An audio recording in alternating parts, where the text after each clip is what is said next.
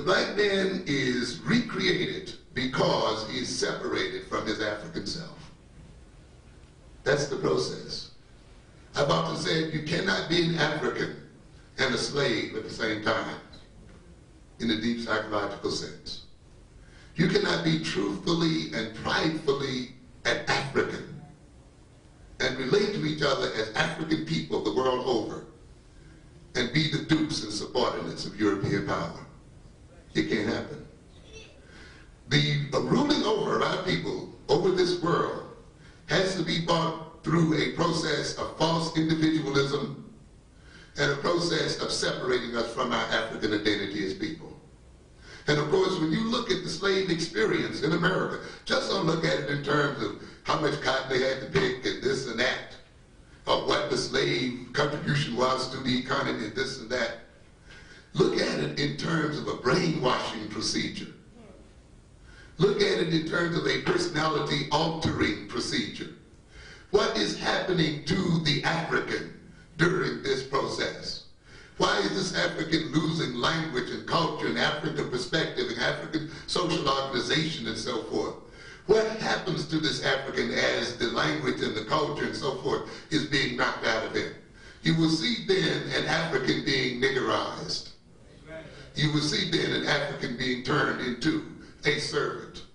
So when you look at that slave period, also read the psychology of brainwashing. Say, I often tell my people who come to me sometimes, you know, you even read the wrong book. Read the books that they don't tell you to read. Because you got to reverse the whole process, you see. Read about the Moonies. Interesting. Why? Read about how and what means they so-called transform personality. Why does the society not like them? It doesn't like any group that appears to get out of its control. And a part of this separation then, and so a part of the process then, is to separate us from our African identity, because if you're in one with your identity, no other identity can be what? Placed in you. It's only when you become separated from your basic identity that you leave room and you leave a vacuum for another identity to be introjected and inculcated in your personality. And in order for the servant to be inculcated in our personality, in order for the inferiority complex to be inculcated in our personality, in order for us to lose our self-confidence, in order for us to lose our pride as a people, in order for us to lose the sense that we can be masters on this earth and not secondary servants to another people, in order for us to lose our ability to act collectively and to relate to each other collectively, we had to first be separated from our African identity. We had to first look for another identity and have that identity projected into us by the people who would use us. Classic brainwashing techniques. Separating and having the individual to reject the old identity, creating a crisis, and then at the price of getting over the crisis, having the individual adhere to new values and new orientations as a reward, and therefore become servants to the personality, even the people who introjected the new personality in. And this was done by having us become ignorant of our culture, make us, and by degrading the African culture, by making everything African, by associating everything African with negativity. This, again, is something you should talk about when you get into the psychology of association, you know? Just don't talk about it the way it's talked about in the class period. Let's look and see what has been associated to the word black. Let's see what concepts have been associated to the word African. And you will see then the associations to African and to black are such that people want to escape from blackness and want to escape from being African. Such that when they say that they are black and they say that they're African, they feel some kind of anxiety and some kind of pain. This system is one such that European power permits it to attach rewards and punishments almost to anything it wants to. And therefore, trying to separate the black man from his African identity, he then loads that African identities with negative associations, such that the African man himself do not want to claim that identity. He wants to run away from it and call himself everything else but an African. I am a human being. You know, we get into abstractions. You know, I am a human being. I am, you know, an American. I am just anything, but don't call me African. And it is that separation that provides the energy for other people to dominate us. And you'll see that separation taking place in black children and being a part of our creation as a people. We then become alienated from ourselves. We seek to escape our blackness. We don't have time to talk about that today, but that's hooked into drug addiction. That's hooked into a lot of things we complain about in this society. It's even hooked into your love life. Yes, indeed. I'm telling you. Because when you run away from your African self, you're running away from reality. And the very essence of sanity is being in touch with reality and knowing who and what you are.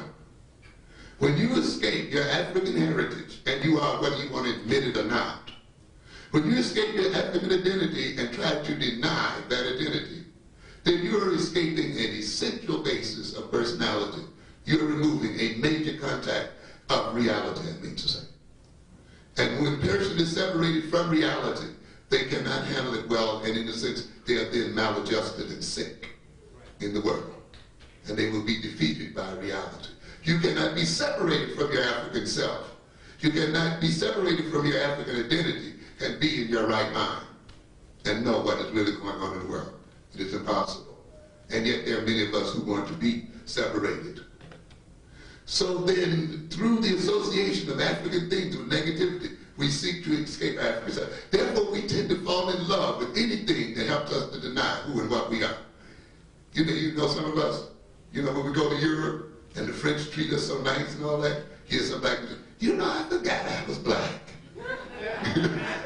That's the greatest feeling in the world, when I can forget who I am and what I am about. And so anybody that can make us forget who we are and what we are about can manipulate us any way they want to. Because as long as they keep producing that kind of feeling, we feel good. And we become attached to them because they make us feel good. We even define love in this society in terms of good feeling, don't we? Yes. How wonderful we feel, how out of our minds we are. That's right. You mean to tell me you can't eat, you can't sleep, you can't do this? Oh, you must be in love. Why should love be something that puts you out of your mind? Why should such a fundamental force be something that makes you crazy? I don't believe true love needs to make you crazy. No. And yet we define it that way. When you look at it closely, you won't be able to find the difference between love for crack and love for another person. And to a good extent, we'll start falling in love with the wrong people because we define that love in terms of how they make us feel.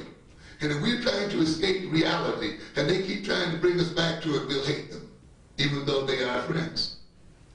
Those who help us to escape reality and deny who and what we are, we'll love them because we feel euphoric when we've escaped ourselves. And consequently, we'll often love our enemies, you see, because they take us outside ourselves and manipulate. And you can see then the black family often falling as a result of that kind of alienated love.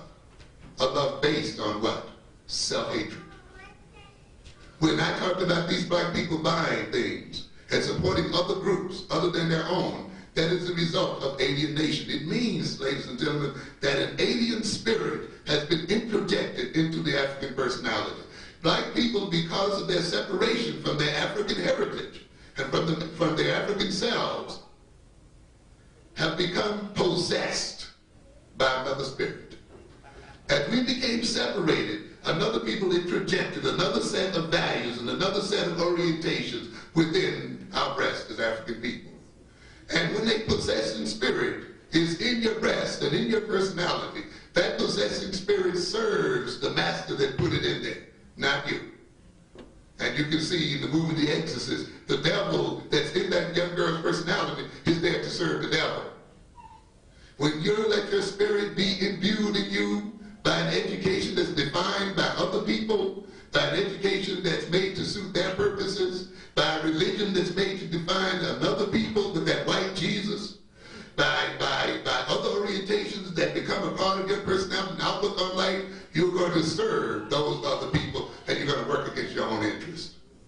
And you see then the evil spirit that has control of a person's personality destroys that person. Hence that person appears to be what? Self-destructive. It makes you want to smoke crack. It makes you want to do every kind of nasty thing that will do damage to your body. because it gets a curious alien appetite as well. It wants everything that's outside of itself to put in itself to destroy itself. And this is the part of the process of the alienation of black people. And alienated people can only serve whom? Aliens, not themselves. And alienated people can only buy from other people, but not themselves. They can knock their brains out with this music, but yet the people who make these musical instruments and stuff, you don't see them walking around with music jammed up their ears.